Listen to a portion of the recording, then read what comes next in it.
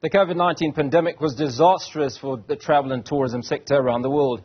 Africa was not spared, but with the easing of restrictions, it seems Africa and the rest of the world can expect to see more reaching their shores this year.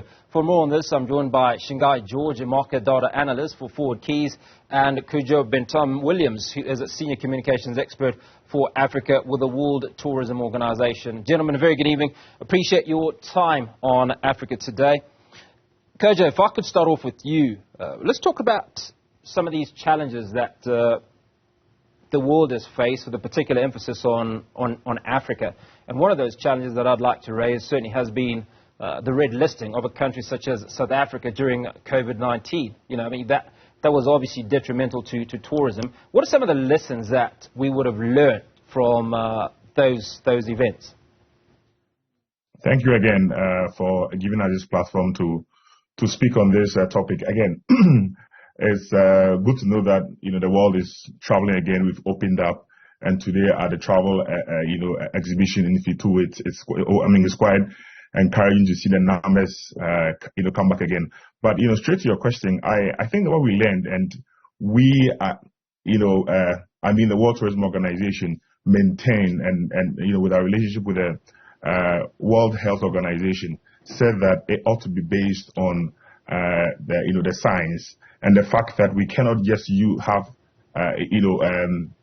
red list of countries based on where the virus was detected. So it did more harm to the sector, and you cannot base that to grow tourism, to grow the economies, and we know what we did. So going forward, that's what we are saying, that yes, the pandemic, don't bother. It will still get there. So you have to put in the things to mitigate the effect of moving around. But using countries as places, and particularly people who have taken the initiative to research and detect the virus, shouldn't be punished. Now, Shingai, it's probably been maybe close in a year since we came out of COVID-19. And I'd like to imagine that you've picked up some trends on where travelers are going from overseas to the African continent. Which countries seem to be benefiting from the trends that you're able to pick up? With this question, there are two elements. Primarily, the importance of VFR, which is visiting friends and relatives, as well as improvements in air connectivity. Looking at 2022, the best performing region was West Africa, in particular Nigeria and Ghana. And not just only because of VFR, but because there were enhancements in air connectivity to both these countries. United Airlines recently added new flights from Washington, D.C. to Accra and Lagos, respectively. And what we have seen with our data is that both these countries had 98 and 93%.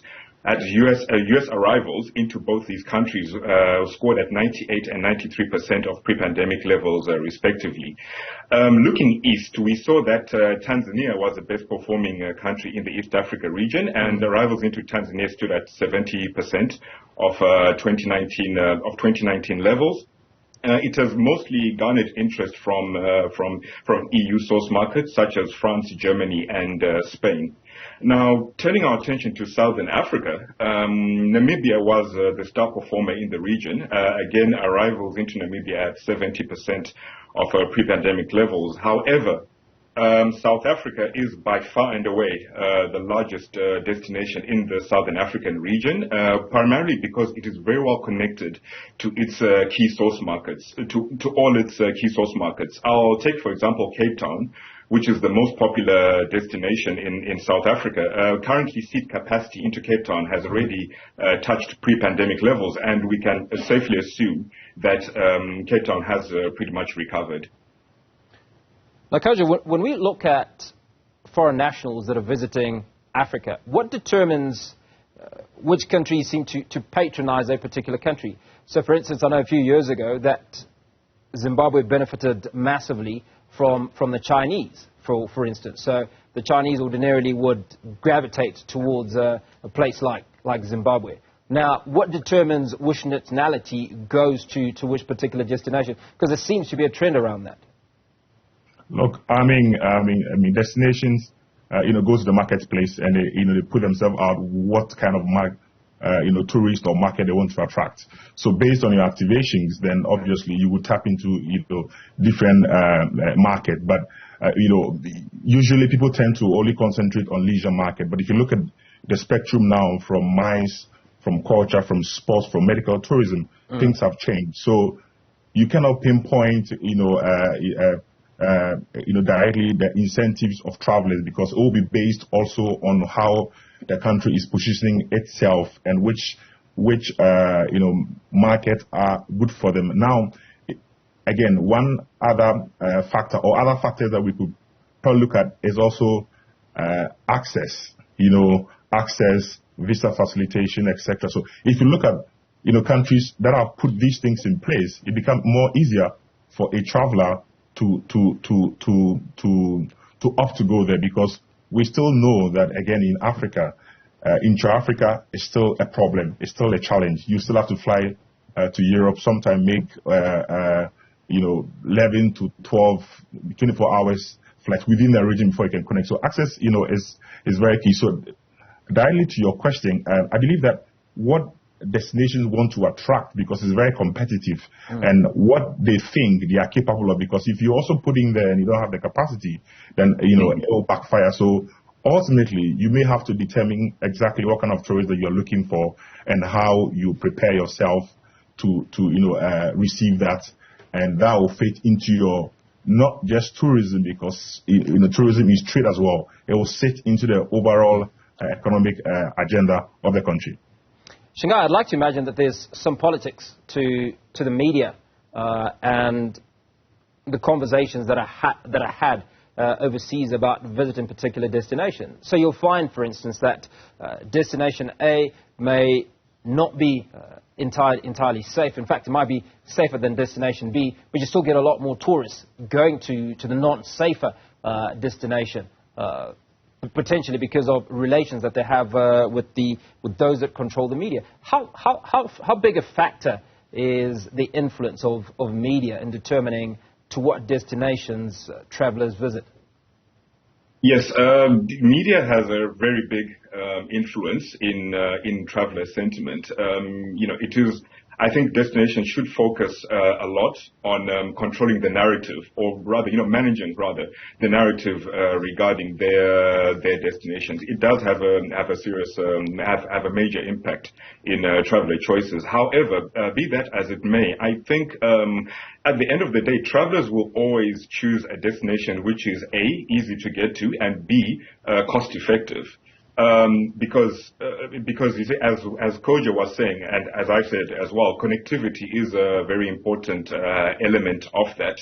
And the ease of getting to, even though it's, at times a destination may not have such good publicity, but if it is easier and cheaper to get to that destination, you'll find that some travelers may forego all the negative sentiment and pick that destination simply because it's more cost effective. Kojo, I'm going to stay with the media aspect and talk about countries that aren't politically in favour, for instance, but that are looking to manage their reputation. What are some of the strategies that they can employ to receive more visitors? I mean, what are your sources? Where are you advertising? If we take Rwanda as an example, you'll find that if you watch the Premier League, right, there are many teams that will wear the Rwanda icon on their shirts. And when you look at the billboards that are around the field, you still see Rwanda being advertised. Is this a good way? Are there other mechanisms that countries can use? Look, I think, countries, and like any other business, obviously ought to choose what they have the capacity to do. So you have a plethora of options that you want to use in terms of the big media, in terms of sport, in terms of any other platform that you deem it good to get value. But you have to also quick to add that, look, the evolution of the digital space now has made things more easier, for us to be able to put ourselves out there.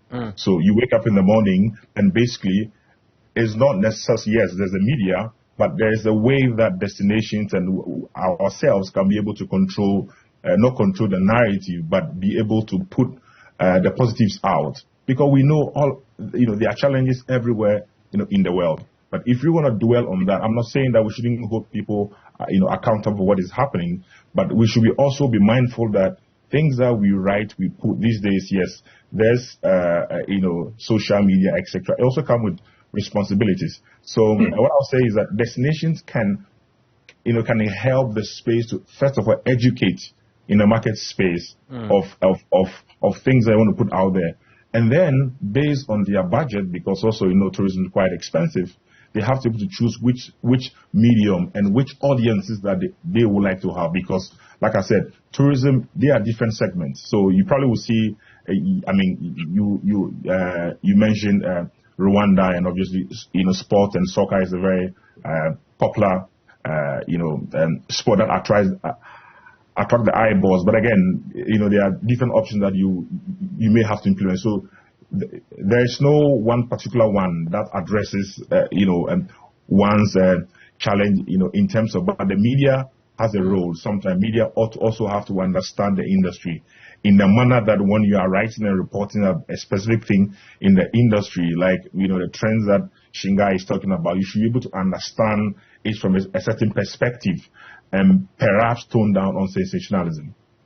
Shingai, now you mentioned that 2022 has largely been a good year for most countries, some 70% of pre-pandemic levels as far as the tourist arrivals are concerned. What can we expect in 2023? Looking ahead at 2023, we can expect that the recovery will continue, heading towards the Easter holiday and the start of the safari season. However, there are threats such as rising inflation and the fear of a global recession, which are very ominous, and this may dampen some consumer demand. In addition to this, as we have seen with the reopening of China, there is still some apprehension regarding new COVID variants as well as sporadic COVID outbreaks. However, on a positive side, the reopening of China does present a golden opportunity for us to tap into this very, very large source market, as well other Asia-Pacific source markets such as New Zealand, Japan, Australia are yet to be fully tapped into.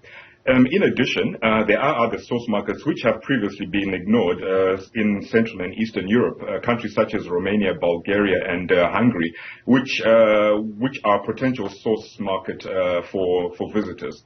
It is also promising to note that there has been an increased impetus from African states to stir up the leisure market for intra-Africa travel, because you see, as we have seen during COVID, even pre-COVID, there is generally been an over-dependence on source markets from the European Union and the USA. But as we saw at